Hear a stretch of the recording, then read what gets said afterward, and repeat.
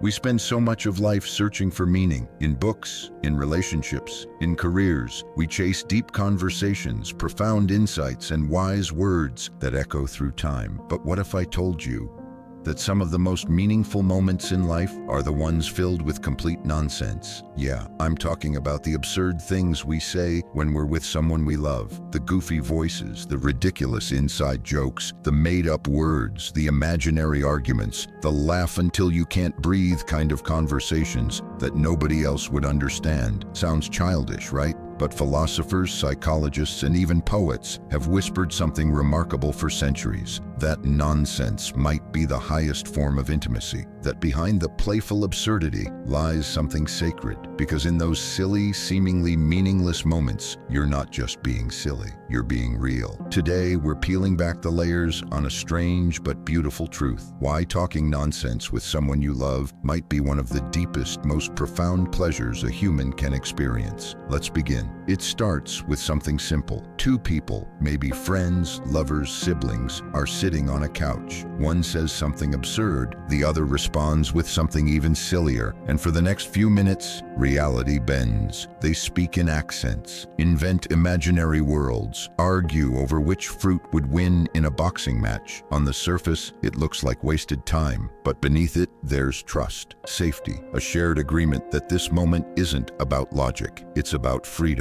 The philosopher Ludwig Wittgenstein once said, "If people never did silly things, nothing intelligent would ever get done." But more than intelligence, silliness offers something rare: vulnerability without fear. In everyday life, we wear masks. We're polite, formal, strategic. We edit ourselves. But in nonsense, the mask slips. You don't worry about sounding smart or cool. You're just you, raw, weird, real. And in doing so, you give the other person permission to be the same. It's like two souls shaking hands in the language of absurdity. This is why couples who've been together for years often have their own private language. They meow instead of saying hello. They call each other bizarre nicknames. It's not immaturity, it's intimacy, because nonsense is a rebellion against the seriousness of life. And when you find someone who rebels with you, that's when the magic happens. In everyday life, we wear masks. We're polite, formal, strategic. We edit ourselves. But in nonsense, the mask slips. You don't worry about sounding smart or cool. You're just you, raw, weird, real.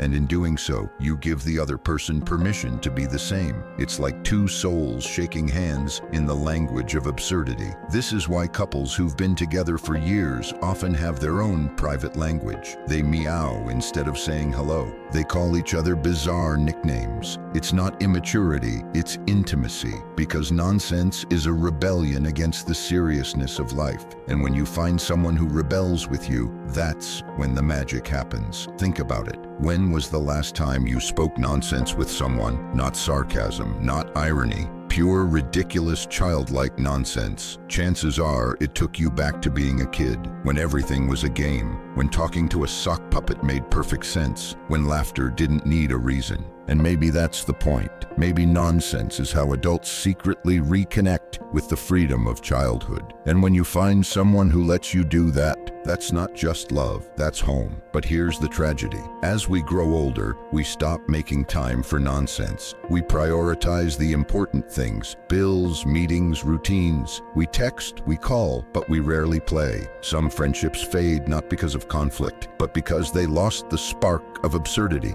the silly voices, the long rants about whether birds have accents. And in losing that, we lose a part of ourselves. But the good news, it can always come back with a text, a smile, a simple, "Hey, remember when we said we'd start a snail detective agency?" So here's the quiet truth most people miss. Love isn't just built on deep talks and grand gestures. It's built on the nonsense, the ridiculous, the moments that make absolutely no sense to the world, but every bit of sense to you too. Because in a world obsessed with logic, sometimes the most rational thing we can do is be a little irrational with someone who understands. If that made you smile, you're not alone. And if it reminded you of someone, call them. Be silly. Talk talk nonsense. That might be the most meaningful conversation you'll ever have. Subscribe if that blew your mind. And if you want more stories like this, I think you'll love the next one. It's about the philosophy of silence and why saying nothing might say the most.